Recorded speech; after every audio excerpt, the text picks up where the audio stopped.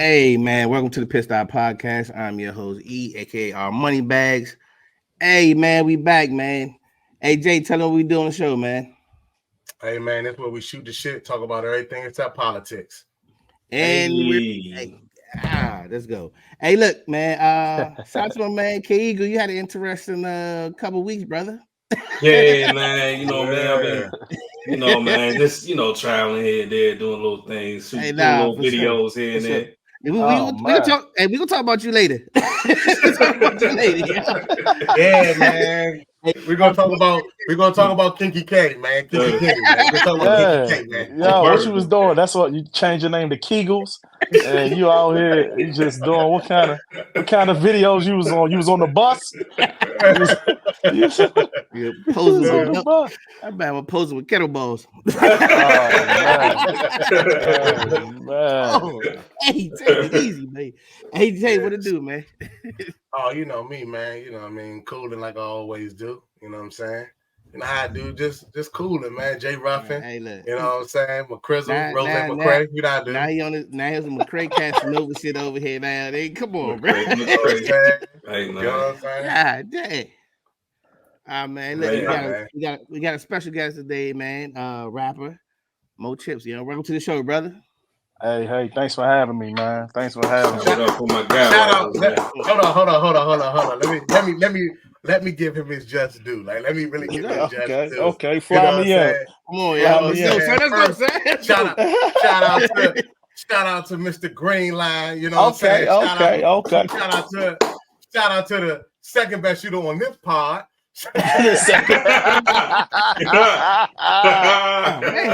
Oh man. Shout out to the Danny Spot. Shout out to Yeah. So it's Kenny than me, is what you saying, or No, I'm just saying, like, you know what I mean? Like, you know I'm the best shooter. You know I'm the best shooter on the pod. But if y'all want to battle for number 2, have at it. Okay. Yeah, I owe you one too. We actually supposed to be selling that though, real soon though. Okay. I like to hear that. But shout out to D Dot's finest, man, Mr. Greenline. Appreciate Mr. you. Chips, man. You know what I mean? Appreciate you. One of the dopest rappers I've ever heard, you know what I mean, in my existence. You know what I'm saying? From our city, man. So, you know what I'm saying? Round of applause for my guy, man. You know what I'm saying? Appreciate it. Man. I feel fancy on here, man. Only thing is when I gotta get my light. I'm switching. I'm getting me some lights tomorrow. Give me some lights tomorrow, man. Got me in this, man. Yeah, my joint ain't. You know what I'm saying? I'm messing y'all vibe up. I got this urine tinged light over here. It's all good, man. It's all good, man. We definitely appreciate you on the show, man. We're definitely taking the time out to be here, man. I'll be remiss if I didn't say one of my favorite lines by my man. You know what I'm saying? Okay. I keep the cannon on the waistline because I don't give a damn about no state time. No. I just tell niggas try to take mine. That's suicide. Tell them meet me at the baseline. At the baseline. That's crazy. Yeah, that's crazy. That's crazy. Man. Hey, wild boy that said that. Wild boy. Times change, man. Yeah, man. You know, times change, things change, people change, man. But the game don't stop. You know what I'm saying? So, for sure. You know, man. But you know, hip hop is in an interesting place these days, and you know, and I love it. You know what I mean? Personally, I love all the new energy. You know what I'm saying? I don't know if I'm feeling. You know what I'm saying? I don't know if it's as many lyricists on the main stage as it used to be. You know what I'm saying? But that really has less to do with artists in the game and more to do with the game itself, the system. You know what I'm saying? The system, the business aspect. So, you know, but here we are, man. Here we are. So, is it independent or major? How do you feel? Which one would we rather do? Me personally, would I rather do independent or major? Me personally, right now, I would rather do independent. Definitely Okay. independent. You know, have all the creative control. Like the thing with major, sometimes you know, it's one of those things like almost synonymous with, man. Hey, would you rather you know what I mean, work as a CEO or work as a C-level in a company, you know what I mean, in a Fortune 500, or would you rather own your own coffee shop or own your own, you know what I'm saying, business on the thing, you know? So it's about what kind of work, what type of securities you want with your job, what kind of work you want, you know what I'm saying, what you you know, how much control you want and how much risk you willing to take. Really, that's really how much risk you want. Like, it's a lot more risk, That Oh yeah, it's part. a you lot of know, liability. independently. Independent, Yeah. Hell So, Yeah, yeah. I you was know, thinking about the hustle part of it. How much That- you willing to hustle because you don't have no machine backing you as much either. yeah. yeah, you gotta hustle on both sides though. It ain't, you know, don't get that confused. You know what I'm saying? Like I said, you know, if you was a CIO or CFO or something of a company, don't think you ain't working your ass off. You know what I'm saying? Nah, You for sure. hustling. You know what I'm saying? So Mhm. it's hustling on Yeah. both sides. It's just a difference. Like, one, you're getting the plays drawn up for you a little more. The other one, you gotta figure it out. You know what I'm saying? You gotta figure it out. It's higher risk, higher reward, you know what I'm saying? Lower risk, lower reward in a sense on one side. So, you know, it's what you like to it's your gamble, man. You know what I'm saying? It's your gamble. But yeah, what y'all feel about how y'all feel about the game these days, man? Go ahead, Jay. I love the game, man. I think you know what I mean. Like, I never want to be the old guy to say, man, these youngins, man, they don't know what they talking about. They don't know what they doing X, Y, and Z. You know what I mean? Because I just give them an opportunity. You know what I mean? Like, some of them lyricists, some of them are not. You know, I feel like we've had lyricists throughout the years, and we had people that wasn't lyricists. They did better with a beat. They did better with their energy. You know what I mean? But I'm also into battle rap. So I look at music differently a little bit now as well. So you know what I mean? Like, you have you have lyricists, or you have people that, you know, like for me, like Pusha T, I think he's dope, but he's not gonna get that same buzz or that same airway play like somebody like a Young Thug or like an NBA Young Boy. You know what I Yeah, mean? which is young, but he don't even get a lot of radio play like that. Nah, But he don't. Young He's Boy experienced.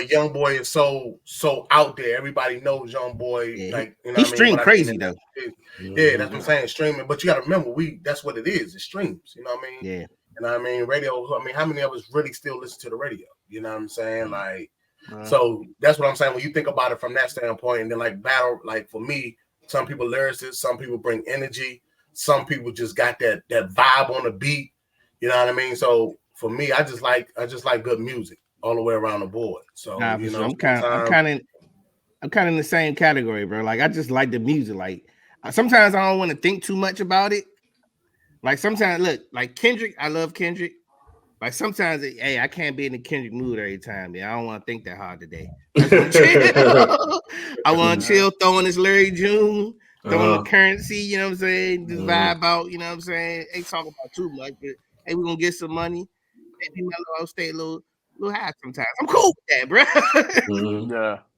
Yeah. I love the state of the game now. I think, like you just said, Larry June, and it's like, I think growing up, everything was really South. Everything came out the South. Like, the South was really, they hit that wave. And I'm talking about like the early 2000s to now.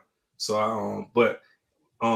I feel like now today, a lot of things are spaced out. Like, you got shit out in the West with Dom Kennedy, Roddy Ricch, plus a whole other artists, you know what I'm saying? In the South, they still doing their things. Then you got Griselda up there in Buffalo doing their thing with their movement. So it's like you're getting little bits and pieces from everywhere. And I felt like when we was coming up, it was mainly everything was South. Nothing wrong with that, but I just think a lot of things are spaced out. But one thing I do want the game, like, why do our genre always age cap hip hop? Like, they say it's a young man's sport. Like, that's the thing I hate. Because you think guys from Griselda, they our age. They late 30s, early 40s, and they making better music than some of these young dudes out here, man. Shout out to Chips, man. Shout out to Chips. Chips started me on my Griselda way. Chips put me on Griselda too. That's how Wow. He started me on the Griselda wave. But it was crazy because, of course, you know, Benny the Butcher, to me, like I said, he's the star. but Chips put me on the Stove God. That's my favorite artist. I'm Bro, like, the God be Hey, look, cooking. all and you would have thought he discovered some new gold somewhere. This nigga came back like, you heard the Stove God? Like, yeah, bro. Yeah. Hey, man, I'm just saying, though. Hey, stove different. You know what I will say though, as far as today, right? You know, we came up, you know, the music was, you know, the way we consume music was totally different. You had to have a CD. You had to have, you know what I mean, burn somebody. You even had to, you know, first you was copying their tapes, then you had to burn the CD. You know what I'm saying? Yeah. Then we came up in that era where they first started pirating music, you know what I'm saying, which forced the whole streaming thing. So now, you know what I mean, the music is consumed just streams, and it's oversaturated, right? It's oversaturated. Like there's music, feels like everybody raps, you know, and it's harder. Like it was at one time, you know, I'm not going to say that all the best rappers got the airplay or airways, but there's one time where, you know, it was the better artists, lyricists were pushed to the forefront. Now, you know what I mean? Like with any business, business is about how much you can repetitively repeat something and have a product repeated for sale. So it's not more so about quality now, it's about quantity, and it's about, you know what I mean, repeatable cycles. You know, you're gonna get a lot of artists that's the same artist as the last artist because they know that works. You're gonna get it, we trying to do it formula. Yeah, we trying to do it cheaper, faster, and quicker. You know what I'm saying? And that's really what it is in the mainstream, you know. So, but there's also the aspect now that, you know what I mean, like you said, how you found out about Stove, you know, that word of mouth has always been there, but you got, you know, you got people that can man, you can just hop on SoundCloud and find the dopest you know, if you still hungry for the music in that way, you know what I mean, you can find some dope artists, man, just from West Bubble, and they just rap really good, and they probably never are going to have a record deal or anything like that. But you know, the important part about it is supporting. You know what I'm saying? The important part about it is, hey, you know, you got this dope artist, they putting out something you like, man, support them, man. Buy a piece of merch. You know what I'm saying? Like, like meet me at the baseline t-shirts. You know what I'm saying? Even though I should have did that a long time ago. You know what I'm saying?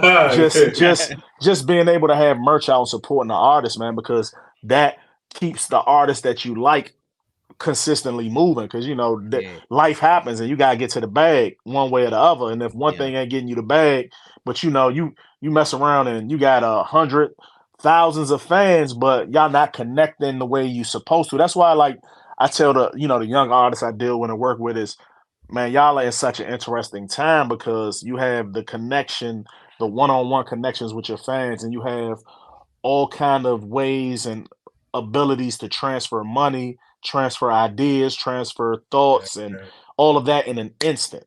So, you know, man, I can get right here. I mean, shit, you see the mic and all that, but I can get right here and make something right now. But while we doing this and put it out for the entire world to consume tonight, you know what I'm saying? And that's just the nature of the game now. So with that, you get a lot of dopeness and you get a lot of hey, what that? Man, you know, K Eagle do a lot of things well on this planet. You know what I'm saying? But I gotta give it up to you rappers, man. Like, man, I cannot write a bar to save my life that sound dope as shit. Man, my shit sound trash, man. Oh, man. And I tried. I mean, well, you know, you like a lot of trash artists, so you know, man, that's just your ear, man. You know, your favorite, your top 5 is ain't you know. Die.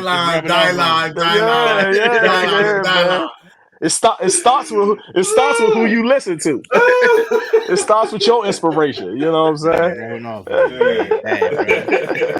I gotta give my man some work, man. I gotta give, you know, man. I gotta give it to him. Look, you said something that was interesting. You talked about like with the merch game and all that kind of stuff. Yo, I think Griselda's probably one of the best when it comes to the merch. Travis Scott too. when it comes to the merch. yeah. Travis Scott like on another level because of commercials, like. Yeah. But as far as like, but Drake too. straight Drake line got to that they OVO consumers, Yeah. yo. Oh, I mean, well, Griselda. I would dare say that Griselda's merch popped way before their music popped. That's crazy. I can believe it. And you know, normally, like you said, all the people you name, their music brought everybody to the merch. You know what I'm saying? The music and the machine brought everybody to their merch. Griselda's merch was so different and fly, and their flavor was just so different. I would dare say their merch was, because I feel like I heard or seen their merch before I was really in tune with all the music. Like, I feel like definitely before I caught on to Benny, I was familiar with the merch and all of that, and you know, and what West Side kind of was more responsible for. You know what I'm saying? What he was kind of merch. So I want to say, I was more familiar with the word. It seemed like they just came out, and it seemed like they've been out forever. Like I was about to say, they've been out. I feel like it's been a while now, right? Let me tell you something, Chips. You put me on to them, and since then, I already done went and seen the whole Griselda live right here in the city. Howard, so, you was there, Howard? Nah, we was at theater. Fillmore. It was the Fillmore. It wasn't Fillmore. It was by Stadium. What's the joint by? Was the old Stadium? It was near Stadium. Yeah. The big joint. Echo Stage. Echo Stage. Yeah. Okay. Did they used to be DC Live or something like that? Something like that. Nah, that wasn't DC Live. No, that wasn't. You're right. I'm sorry. You're right. That was the joint you was talking about. You got to jump in. Yeah. Oh man. Oh damn. Nah, that was the bill. That was the building that me and you just had that conversation about the other day when you was telling me. So look, man, this how Chips did me, right? So Chips we had the front, right? So Chips like, I don't know what it was called then. Yeah. What was it called then? He was like, where the merch? And I'm like, I bet. So he passing out shirts because we going on stage with him. You know what I'm saying? We know the music. We, you know what I'm saying? He you know, he doing his thing. He give me a 4X shirt. Man, like a franchise boy out there. Hey, what year was it though? What year was it? Hood told me shit. It was the early 2000s, but we was not wearing 4X shirts, Kenny. No, we was not. So he was a $132, yeah. At the time I'm like 195, soaking with a That's funny. Yeah, he told. Go ahead, go ahead. Me, man, I put the shirt. I said, I got the shirt. I look at, I put it up like this. What the fuck you want me to do with this? So I said, fuck it. I put the shirt on the shit like a nightgown. I said, I'm not going out here like this. So as I take the shirt off and I'm putting it in my hand trying to figure out what I'm about to do, Chips get mad because it's about to be time to go on stage. He said, listen, if you don't want to wear the shirt, get on stage. You ain't got to be a part of the team. I said, look, you can either make the band or you get That's wild. That's wild. I didn't even remember that, Jay. He was telling me that. I was like, man, it's no. I'm sure. I'm gonna tell you one thing. Like when you about to, you know, man, when you locking in, you go, and you going on that, you know what I'm saying. You locked in, you focus. So anything that's out of line, you real short with it. I ain't have time to be as courteous and explanatory as I would have liked. So I'm sure I probably did do that. Like, you gonna make the band or you not gonna make the band? The studio's closed. I'm like, Chips, the shirt's a 4X, bro. I got you. Yo, let me figure this out. So I took the shirt and wrapped it around my head so it could say like Chips, like right here, Paul on my forehead. But I'm just like, I definitely ain't say Chips on your forehead, dog. So I mean, whatever it said, but it definitely had to wrap the shit like, you know what I mean, make it a we made it happen, man. We was in the Echo Stage, whatever it was called at that time. And we rocked that joint out. That was it probably said Streets One More. That was the single. Yeah, that's what it. So it probably was it probably was the Streets One More joint. Yeah, we had that was the single. And we was rocking it. And like James said, whenever you get to that, you know what I'm saying, that suicide time. That was what that got it jumping every time. Tell him meet me at the baseline. Tell him meet me at the baseline. Hey, man, you know you got that line though, son. Nah, but you know the whole song the whole song, that was one of the best songs I like. And this is not just because he's my homeboy. Like, it's one of the best songs that was ever like just the way it stopped. Pastor Hennessy, let me see if it's still in me. I get my fingers beat on some weed and a little Remy. Y'all offended me by believing these Lord. You know what I'm saying? Yeah. Hey, my mini me's a Anthony. They little pennies. Hey. Yeah. So Jay, with that said, so who influenced you then? Who influenced? I want to know who influenced Chips. Yeah. I wanted to ask that before that, but I wanted to find out what made him fall in love with hip hop. So I was gonna allude to that as well. E. Hey. I think for me, man, the earliest music I can remember, like hip hop, I can remember listening to was I think my pops had some. My pops wasn't really into hip hop like that. He was more Parliament and Rick James. Oh yeah, Rick James was. Rick James was funny as hell to me. That Chappelle joint was so funny because I was real familiar with Rick James, but like Parliament, Rick James, Commodores, Gap Band, all of that. He was into the funk, into the 70s soul, but he did have he had on record. I think he had like Will Smith joint Summertime. I remember that. I remember I want to say he had a LL Cool J joint. Okay. And then was kind of the earliest records, like he had those on record, and I remember it, but it was more so my uncle. My uncle rapped in DC back in the the 80s, which it wasn't even popular when I started, so it definitely wasn't popular when he started. Yeah. But he rapped. They had the whole, the whole rap crew. You know what I mean? Like that's what it used to be. Rap crews, a DJ, rapper, b-boy, all that. Like they was. So he was real into that. So a lot of my early hip hop, I got from him. So I ride with him. And he had all the dope boy vehicles back in the Z, the 300. We in the twin top Z, we in them joints and Gold Maxima. Man, we in them joints riding around, listening to EPMD and Wu-Tang and DOS Effects, and I was like, it was wild because a lot of I was on, I had an ear for New York hip hop early, where here. All they everybody listened to Scarface and Tupac. That was it. You know what I'm saying? It was like DC was Scarface, Tupac heavy. Then Go-Go. Yeah, and Go-Go. Like I used to get, I mean, I ain't gonna never forget. I was playing Onyx one time and they told me, yo, man, they stole that from Backyard. And I was like, dang! Wow. Nigga told me Onyx stole their joint from back. Cause they was hitting that slam and I hate your guts and I hope that you die. And he was like, and they was like, yo, and I was like, oh, that's wild. That you know what I'm saying? They stole that, but that's how heavy and how insulated we was here in DC, like with the Go-Go. We was like, it was real insulated, like that's what we knew. And like I said, Face this probably Face biggest market, man. I would argue we as big as this Houston market in DC. You know what I'm saying? I was arguing with some folks out Texas about that. Like DC really fuck with Texas, huh? Yeah, and Face Face say it all the time. Shit, when he did he just did that NPR, the Tiny Desk. Yeah, I think that is on NPR still, but he did a Tiny Desk, and which is right up in the DMV anyway. That joint located up there, and I want to say G and all them was there when he did it. So, that was a. And that joint still on North Capitol?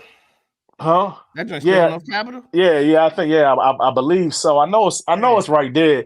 I know it's right there in the city. I'm just not 100% sure where it's located, but you could be right. But so that was more so for me. That was more so for me. Those people, those were the guys that influenced me. So I was heavy on that. Like I just would get in the car and he'd put something on new every time. So I have, I remember, like I said, I remember EPMD, I remember DOS Effects, I remember Wu-Tang, I remember all of that. But like my first memory of like where it changed and it was different. This was in 96, which I was, kind of 96. I ain't about to get my ages and all of that. I ain't about to age myself with everything, but it was 96. My uncles, all of them came in the house, and he came in the house to my house out in we was out in Suitland at this time, and they pulled up. uncles, all them, everybody, all of them was a little older than me. So and he pulled up with 3 CDs, and I remember, and he was opening the plastic, and he was putting them joints in. My pops had a crazy system, and my pops wasn't there because if they'd have been playing this shit while he was there, he'd have lost his mind. Get that shit out my way. That bullshit. And which is wild, fast forward today, man. That nigga DMX, my pops fuck with DMX hard. That's his funny. He like X, which is crazy, which is because he is wild as him. But anyway, they pulled in with the 3 CDs. They had it was AZ. I want to say it was the Do or Die. It was Nas. It was written. And it was Jay-Z, Reasonable Doubt. Hell of a three right there. Yo. Yeah, and they pulled up with them joints, and I remember because I couldn't Jay-Z, like I had never really, I don't think I had heard of any of them at the time. You know what I'm saying? So I was getting Jay-Z and AZ mixed up, obviously from the names. And I knew Nas because I think Nas had "If I Ruled the World." That joint probably was tearing the jukebox up already. Yeah. But that was and you know, man, right there. yeah, and Illmatic was obviously Nas had that, but that was a little like I wasn't really outside for Illmatic. You know what I'm saying? It was before our time, but yeah. So you know who was ahead of their time? Hunter. For some reason, our man Hunter used to love Nas Illmatic, and we were like 6th grade. Like, I didn't even get it, bro. Like, I was like, all right, bro, I don't get this joint.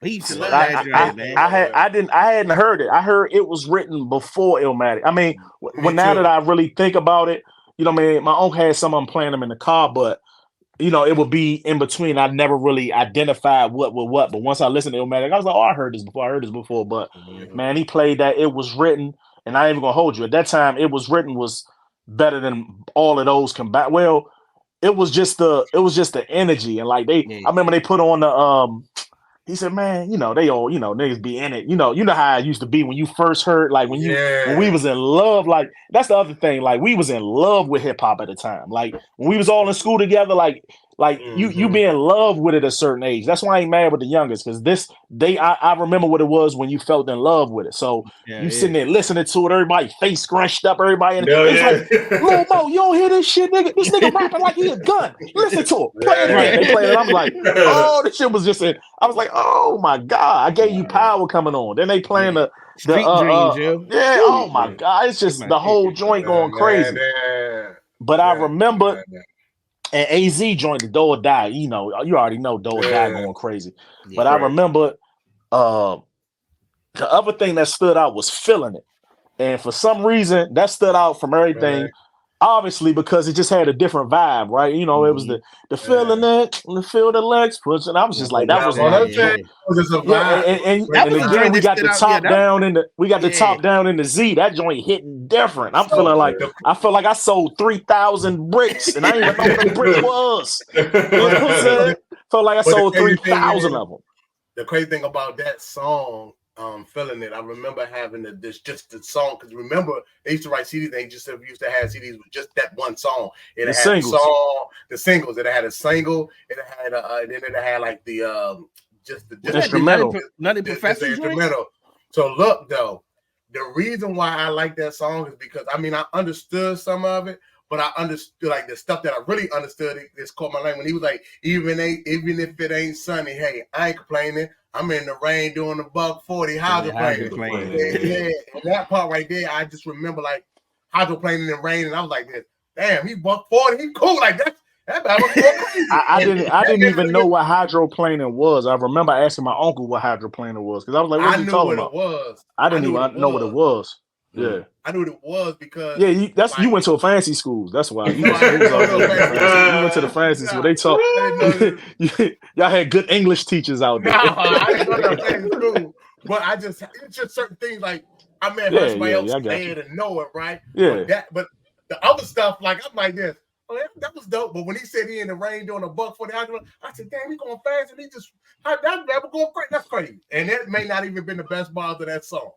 But I'm a fun fact, man. After that was like it would be with Reasonable Doubt. Like I remember that, and there was a couple joints on there, but I didn't even really. And it's so funny because he said niggas ain't appreciate the first one till the second one came out. But True. I really I wasn't legit. Like I said, Nas was still it out, and I liked AZ too, and I like Jay, and I would get them mixed up, not because they just the name, because they don't sound nothing alike and shit, yada yada. But I the when Volume 1 came out, and I remember, Cool. and that's the thing about music too, right? Especially especially at that time, like music was always about time and place. Like you remember You where remember, you were Yep. You remember the feeling when and you first everything, heard yeah? something. You know what I'm saying? And that's what made music, that's what made hip hop special to us. Like now, we done spurned so much life. We know you know what I mean? We know WWE ain't real anymore. You know what I'm saying? Right. We know all of this now. So it doesn't affect us in the same way. So, you know, I try to, you know, I remember that when I'm talking to the youngest about their artists, because I remember being in that time. Because I remember fucking Volume 1 came out. I'm down in North Carolina with my country cousins. We outside. We in the we and my man, we in this car trapping. We just in the car with with dime bags and everybody just pulling up to the car. We just listening to music. And he had the damn Volume 1, and we was listening to Imaginary Player. Oh, Back to back. Yo, we in this joint. I'm like, man. Yeah, that shit different. And I hadn't even put two together that this, because the Volume 1, I had that. So I, you know, when we left, I burned that, and I had that direct, and I knew word for word I was engulfed. But I hadn't even realized at that time that that's my man that did Feeling It. You know what I'm saying? And that's how crazy it was. You know what I'm saying? Like, it was crazy in that respect. But yeah, man, and Reasonable Doubt. So I ended up coming back to Reasonable Doubt, which, you know, definitely probably top, gotta be top. I hate to put stuff in orders, but it's definitely top 3 J albums. Top 2, maybe top 2. Yo, I try to, Reasonable yeah, Doubt. top 3. Top 3. Let me do top 3 so I don't gotta, but yeah, definitely top 3 J albums. Jay, my favorite artist. Back to, you know, wrap it up, who influenced me. Jay, my favorite artist. And I would listen to Reasonable Doubt, man, like for the next 10 years. And like I felt like I got something new, something I didn't understand, or a new bar every time I heard it. You know what I'm saying? I'm like, damn, you know what I'm saying? Still eating off that more, joint, man. more black chicks between my sheets than Essence. And I was like, and I heard that, I remember hearing that every time. I was like, oh, hold up. God dang. I was like, he was, you know, man. But yeah, man. But so between that and Brooklyn Finest was on that joint too, wasn't it? Oh my God. Biggie was 22 Twos wasn't for me, like, and I really didn't know how good 22 Twos was until like I was older. Yeah.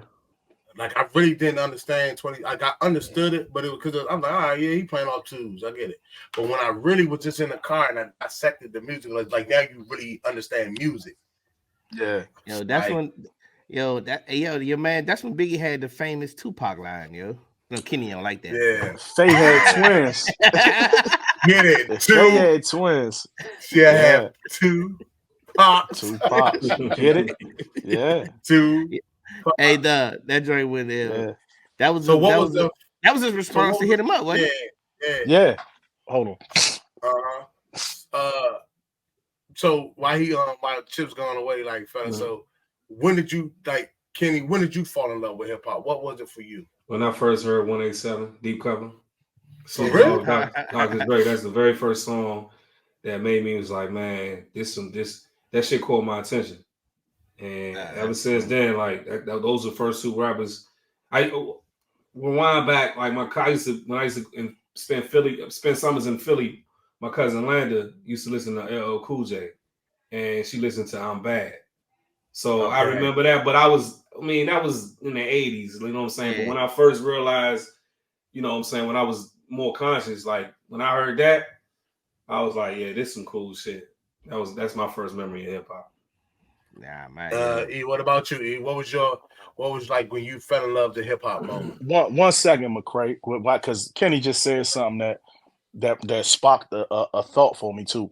Okay. How they be telling, you know what I mean, how we be telling the youth, you know what I'm saying, about hip hop and music, and you know, oh, this doesn't do this and this. Bro, because I forgot about this. This was a pivotal moment in my hip hop journey. When Doggy Style dropped, bro, my whole neighborhood turned to gangsters, nigga. Like we went from being kids. I ain't even gonna hold you. We went from being kids to gangsters, dog. And like I really remember that switch in the energy. Like niggas had on Dickies. we grew up, and that's what 93, 94, 93, 94, Doggy Style. I remember Doggy Style. That joint changed. That energy was different. That was different than every other EPM. Like I was saying, all of them joints, it was different. And niggas was like, "Yo, like it really was a shift in the energy and shit in my neighborhood." So I'm sure, you know what I mean, my neighborhood just a micro of the macro, right? So yeah, definitely. It changed. It definitely changed, yo. I thought Death Row bought the box. Remember the 19B? 19B. Yo, that drink was on. One of the most played drinks on the box had to be the Bone Thugs and Harmony. Crossroads. Yeah. Slim. That joint came on every day at the same time. On the hour, dog. I remember that. I remember that shit. Yeah. So on the box when I was watching it, you know, it was the Street Dreams, but it was the remix with Kelly. Man, that drink stayed on the box. That drink still go, yo. Mercy me. That's the one where they had on the colorful suits. Yeah, the colorful suits. Yeah. So they crushed that. When did you fall in love? Like, what was your one of my first memories was Run DMC's Walk This Way, yo. They played the hell of that joint on MTV. And yo, me and my cousin used to dance like shit to that joint. But the joint that like really trained me where I was conscious of it and like I knew it was like I fell in love with that shit is when I first heard Juicy. And then when I first heard Things Didn't Change on Biggie joint, dog. That was one of the rawest songs I ever heard, dog. I was like, yo, I remember NWA and all that, but the way he was explaining shit, dog, talking about the joint on it, man, things have changed with him. To this day, it's one of my favorite Biggie joints, bro. One of my favorite Biggie songs is Sky's the Limit. That shit hit every time. Man. Like, my fall in love with hip hop was like my real fall in love with hip hop was Nas and AZ. Like when Chips was talking about it, and I knew what he was talking about because I remember buying those tapes. That's when tapes were still out. So I remember buying It Was Written. I remember buying Do or Die. You know what I'm saying? AZ and that. But the first memory I really have of hip hop is NWA, and it was when Eazy-E, The Boys in the Hood.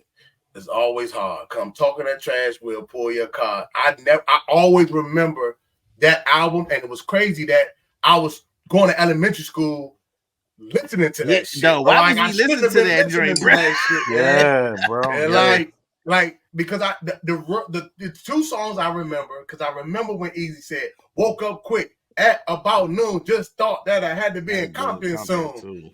Yeah, and then he talked about knocking. That's crazy. I had never listened. Yeah, I never listened to them joints.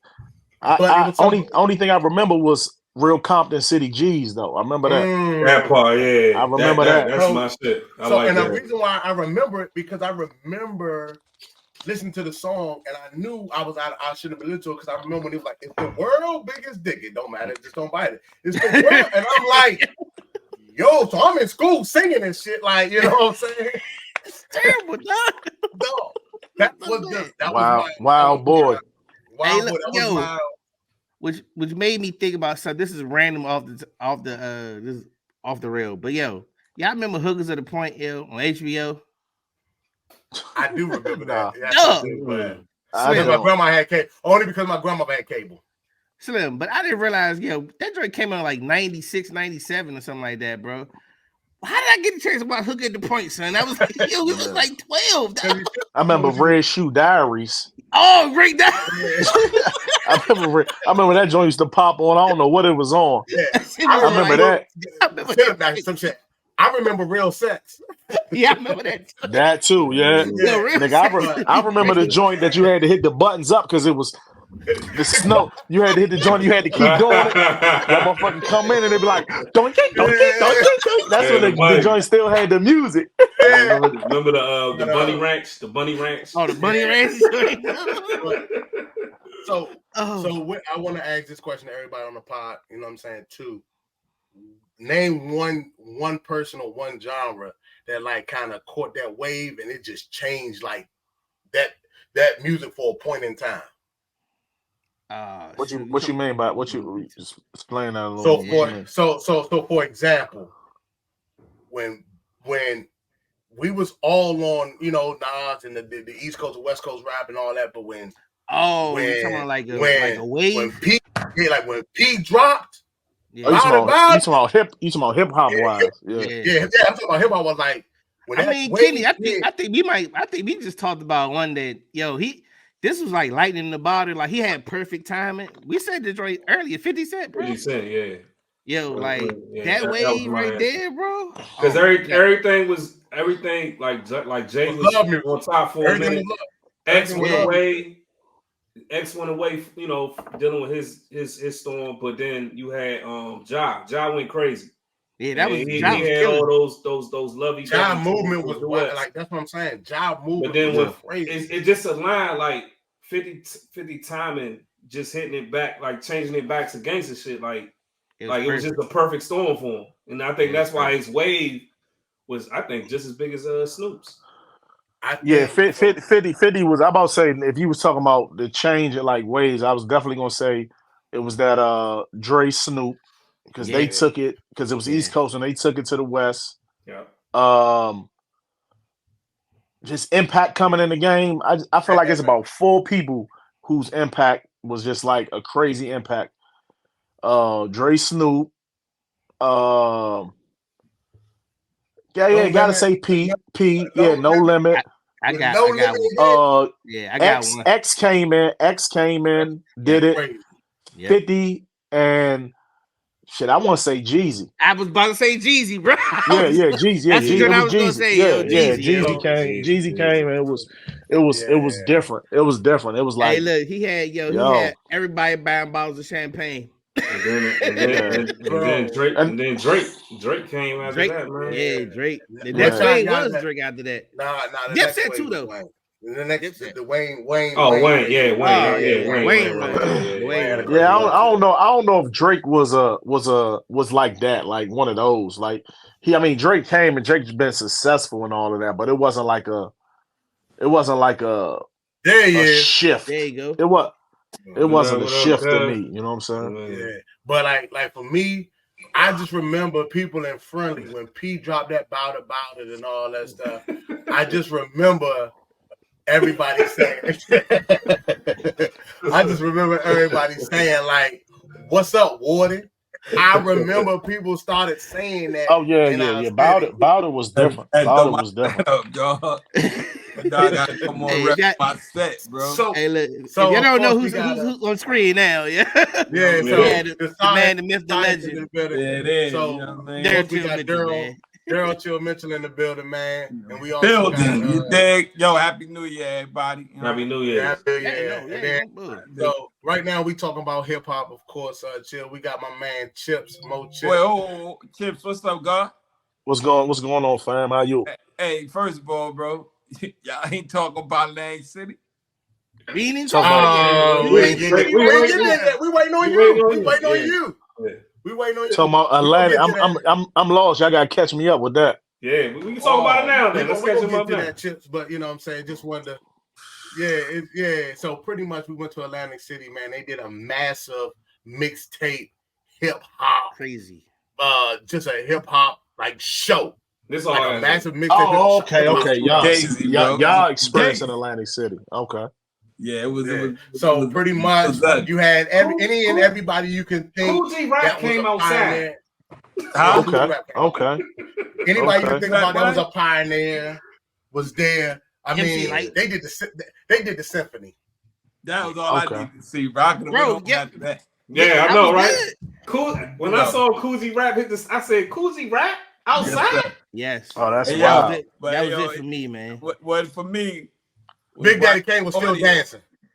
They was like, they ain't know whether to clap or cry when they saw me. They was like, yo. Yeah. I say, I need need to chill. Yeah, they need to see that, dog. We see Chill perform. Hell yeah. Come on, bro. Come on, bro. Hey, you ain't let that mic go either. You ain't let that mic go either. Oh, don't start. Don't start. Yeah.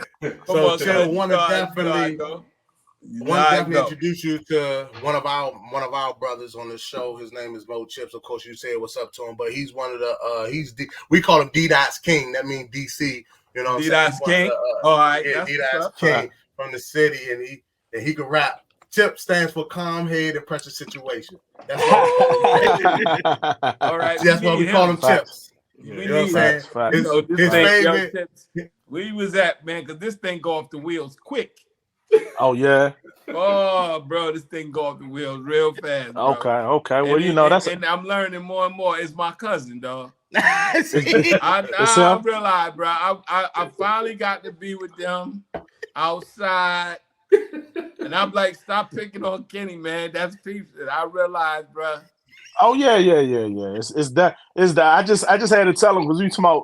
You know, man, his top 5. Like, you know, man, I think Dylon in his top 5 favorite rappers. And, you know, it's like you never know, man. You never know with Kegel, man. Bruh. You never know, man. No, I really, man, my man, I read straight up and down. I was like, yo, y'all be picking on my cousin, man.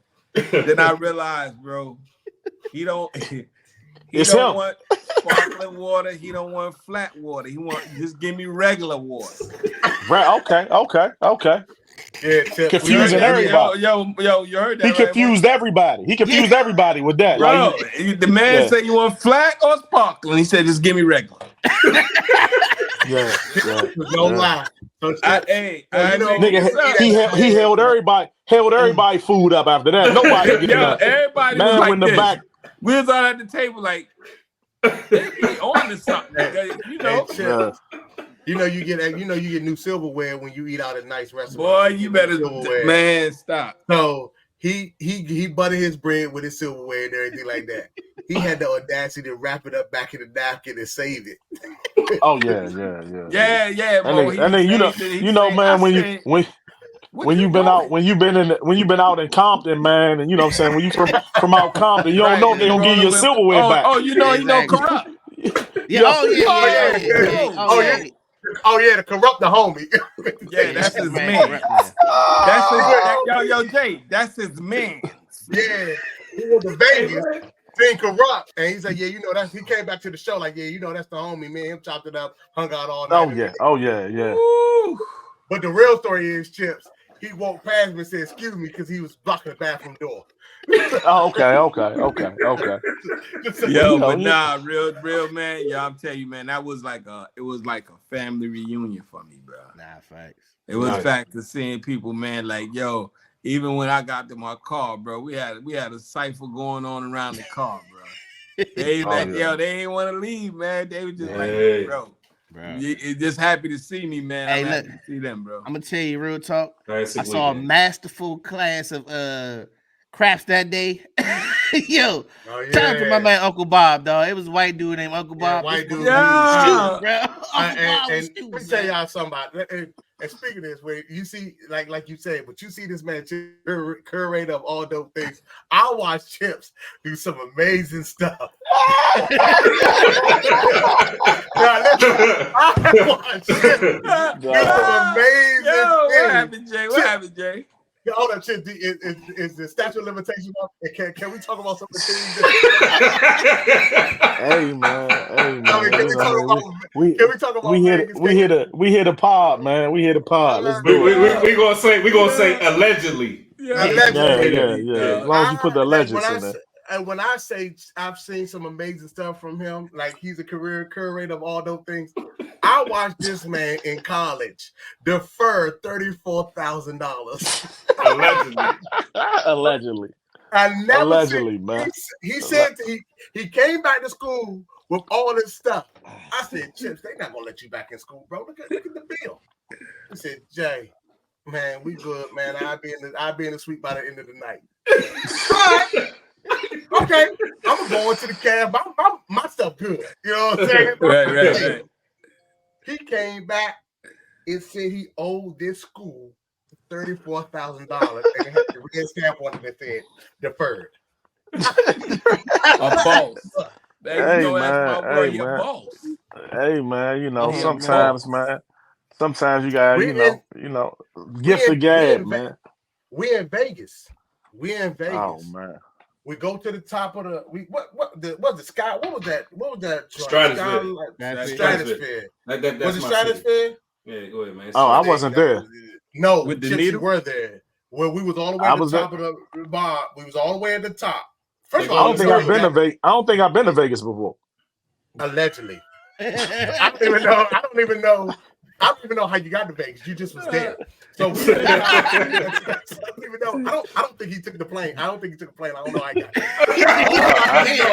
I don't recall. Yeah, All I know is it's Mo All don't know Star. nothing. It's All Mo Star don't know weekend. nothing. It's All Star weekend, so you know You everybody. said All Star out Week. there. He was there. For some reason, I feel like he was there. I was supposed to go. I I feel missed like that he was trip. there. dog. Yeah, so we're at the top. I forgot because I still got a picture in one of my old Blackbirds. If you find it with the side scroll, if you find it, my rap's in there, like Drake said. But look, I'm at the top. We're at the top. It's time to go home. Amari Stoudemire is downstairs with a limousine. What the fuck? Amari Stoudemire, him in the joint, is downstairs with a limousine. Nice joint. Stretch limo. Chip said, hey, listen, man, give me $150, we good. What? Man, listen, you asking too many questions. Give me $150, we good. Cool. We give Chip the money. We get in this limousine that Amari Stoudemire, I don't know if it was his or not. All I know, he was standing there, and we got in the limousine, and we... Yo, I wasn't there for none of this, man. I don't even think I was in Vegas. Yo, y'all got I haven't even. The furthest I've been west is Tennessee. That's the furthest west I've hold been. on to that no too, lie. Hold on to This it. is no lie. We get in the limousine and it gets us back to wherever we were. I don't even know where we was on the strip because everybody was drunk having a good time. But we got in this limousine and it took us back. I don't know how Chips got it. Then I'm not gonna tell a story about the Patron. We'll keep that in the safe. Yeah, keep that in the safe. I don't even. We tell that I wasn't even there. Like that's the part that's killing me. Allegedly, how you got some Patron out the store without a jacket or anything. But we all talk about that another time. I wasn't there. So I was in Maryland. Man, he on this shaggy shit, man. It wasn't me. no, listen, man. But listen, when I say one of the like I said, one of the best to do it. The best to do it. He makes bro. I don't know how 2 times. Listen, 2 times. Hey, I'm gonna tell you this. At that time, he was the biggest scammer that wasn't African.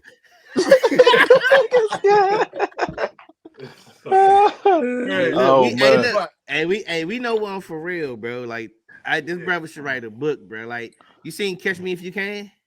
Yeah. Real live version, bro. Oh man. Yeah, but at the end of the day, man, Chips, like I was saying to you, Chill, man, one of the best rappers that I've ever met, came across. Glad he's my brother, you know what I'm saying? So right now we was talking about hip hop. We were talking about how he fell in love with hip hop. So now that we got you on here, Chill, definitely want to know, when did you fall in love with hip hop? Like, what was your moment? What was that defining moment? Like, you like, damn, this is something that I would love to do. Who did you hear? Bro, I heard, remember before hip hop, it was breakdancing. Right. And before, we didn't have no music to breakdance to. So we was breaking over beats or certain songs that we like. So my favorite to breakdance to was Save the Overtime for Me by Gladys Knight. Oh, my man breaking it down. He taking you to the essence. That was my joint. That's what I was breaking to that. Okay. Before the music happened. So then now, fast forward, I'm originally from the Bronx, raised in Long Island, but all my family was still in the Bronx. So I would go to the Bronx, and even KRS-One know what I was talking about. With my grandmother, the schoolyard was PS55. That's where I saw Grand Wizard Theodore. That's where I saw African Bambaataa. That's where I saw White Flash. A lot of cats don't even know there's a dude called White Flash. Was nasty. And then I would go to Long Island, and then I would take what I learned in the Bronx. Took all that shit back, yeah. I was took it back to the islands. I was fire. Yeah. But my first rap song that I fell in love with was King Tim III. That was like one of the first records put on wax for hip hop. The first rap song. That's crazy. If you look it up, King Tim III, he was rapping with a band, but he was laying it down. And then after that, it all started when I started breakdancing. Then the music came. Then I got with a crew that was this guy Rashawn. God bless him. He had equipment, so he formed a crew. We formed a crew called the Chaos Crew, which consisted of Rashawn, Ron Drew, Vic Drew, and another little kid by the name of Kid Wizard. So Kid Wizard was a little DJ, but he also could rap. And then he got older. Then he became a 5%er and changed his name to Rakim. So you was in the band with Rakim. I was not only in the rap group with Raw. I was in stage, and Raw was in the band. Raw used to play alto sax in high school. So he played football, but he played the alto sax. But that's where he developed his cadence for rapping. Because he said he heard it. And by playing the sax, he would try to write words to fit all those words to fit in 16 in a 16, like in a bar, in one bar. So, stop bugging. The brother said, dig him. I never dug him. You couldn't follow it long enough, so I drug him. Who was doing that? But the killer part is he wrote all this stuff at 14, 15 years old. All those raps he was doing in the park with us. And then when he got with Marley, he just laid down what he was rhyming all along, not rapping, rhyming. When it shows Biz, Raw, and myself, a lot of people that know Chili Dog was me. And you will hear Raw say the rhymes. 7 MCs put them in a line. At that time, Raw was only 16, 15, 16. And that's when so all that, take 7 MCs, put them in a line, add 7 more brothers who think they can rhyme. It'll take 7 more before I go for mine. 21 MCs at the same time. He was 14. I told him, yo, you was a prodigy. Nobody knew. Nobody knew. They didn't treat him like a prodigy. He was Raw was a prodigy, bro. But I think that was early hip hop. They thinking it was a phase or whatever, yo. Right. Like, I mean, but you get kids that I bet you the Osmonds had tutors when they was performing. You know what I mean? Like, he didn't get any of that stuff. They took him out of school and just like, yo, let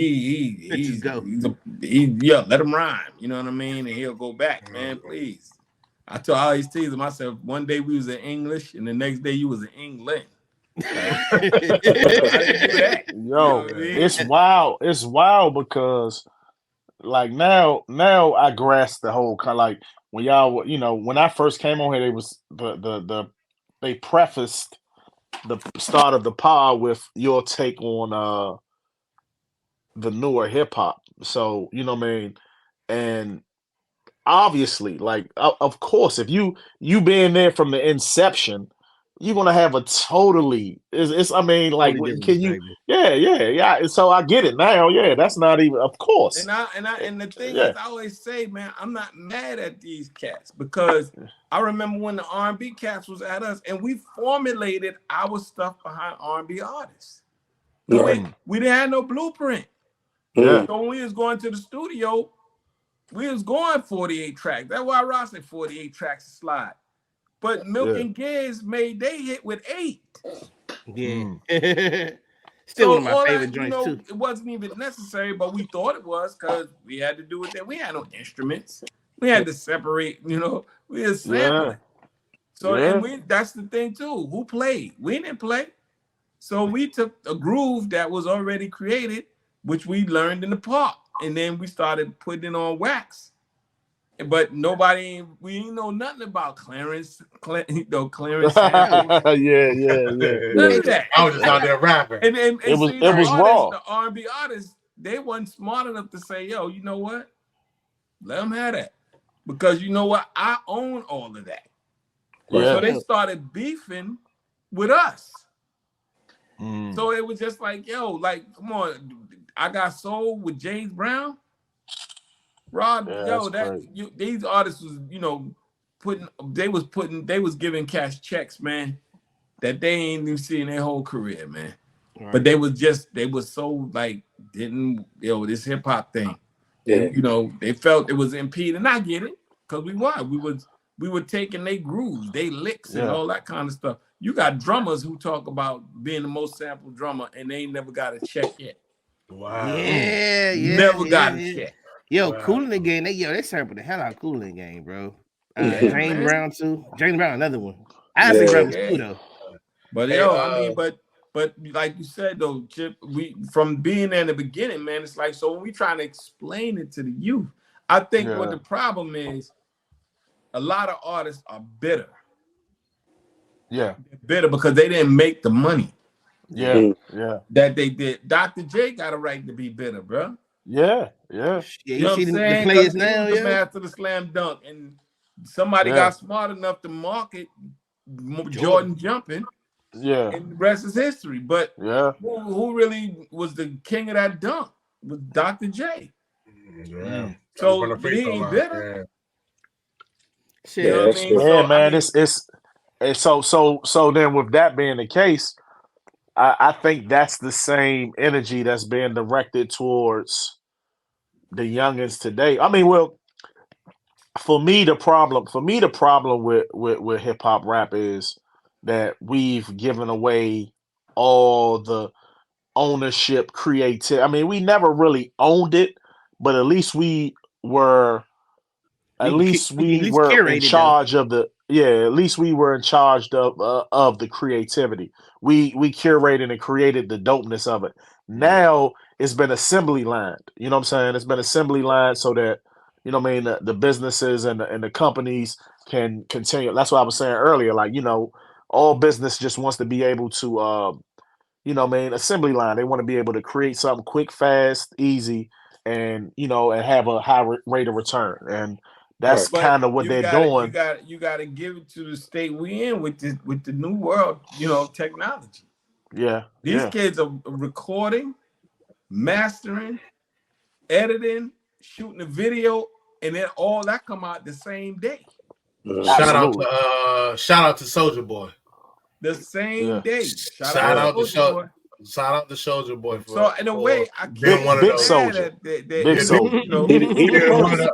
He was one of the pioneers of that, man. He took that YouTube thing and made $1 million off that thing, bro. He took advantage of streaming. So that's how I found a Soulja Boy song, bro. About what he was doing. So now, from my understanding, another thing he did was dope. He took one of his songs and called it a 50 Cent remix. Yeah, that's what I'm talking about. That's what I was about to say. Yeah. And he put him on like LimeWire and shit, and it was getting him. I think he kept doing it over and over. Yo, and I but I mean, these young kids are innovative. I was just talking to my daughter about that. I'm like, yo, there's so much money y'all can make on this internet, dog. You know what I mean? The cats are doing it. You know what I'm saying? So is that? But I think what it is, man. A lot of artists, you ain't gonna beat them because it's not them you're trying to beat. You got to beat the internet. You can't beat them, join them. And at the same time, it's like you can still do you and let them do them. Yeah. Don't try and be a thug because you ain't no thug. Nah, some people know how to work it, man. You catching jets because you ain't catching jets.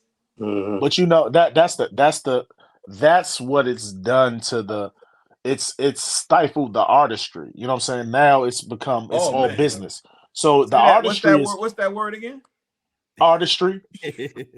Yeah. It's been stifled, so people aren't you know what I mean, they aren't trying to innovate, create, you know what I'm saying, take what's been before and add to it. They're not trying to do any of those things. They're But see, trying I to think catch the next lick. what hurts the hip hop artists, and I say hip hop artists, because like you said, me being there from the conception of hip hop, music was the last thing when it came to hip hop. I just told you what I was breaking over. It wasn't breaking over hip hop beats. The music was the last aspect of hip hop. The lyrics. It was a whole everything else. The graffiti. If you ever see Rod Wright, go on Google a sample of his writing. Rod Wright like he writing graffiti. Because he was that he had a serious graffiti hand. I never had a hand in graffiti. But everything else about the hip hop, man, the music, the dress code, bro, I don't care. It could be a crowd of 1,000. If I look across there, I know you're a B-boy. I knew you was a B-boy. You knew I was a B-boy. The way I stand, you knew, oh, he can break dance. It's finna, yo, Jay, I look over there and see Jay, I'll be like, oh, it's about to go down. Oh yeah, nah. Hey, look at his Pumas. He got the fat laces, son. See, watch out for that. Don't need see that. Don't and you. Oh, go ahead, John. He got on that sweatsuit. It's all shiny. Yeah. Oh, it's gonna be a situation. I wanted to ask this question of both of y'all. I know, Chill, you told us before, but I want to ask this question of both of y'all, being as though y'all were, like y'all are artists, y'all are lyricists and things like that.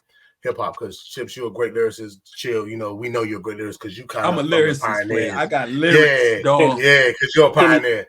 Kenny Casanova 2 times, baby. Shut the hell up, Kenny. I got a question. I was like, please don't rap, man. Please don't rap. Do you remember your first rhyme? The first rhyme you wrote? Yeah. Do you know the bars? Like, I know Chill, I think you said it, but Chip, do you remember your bars? Absolutely. Can you spit it right now?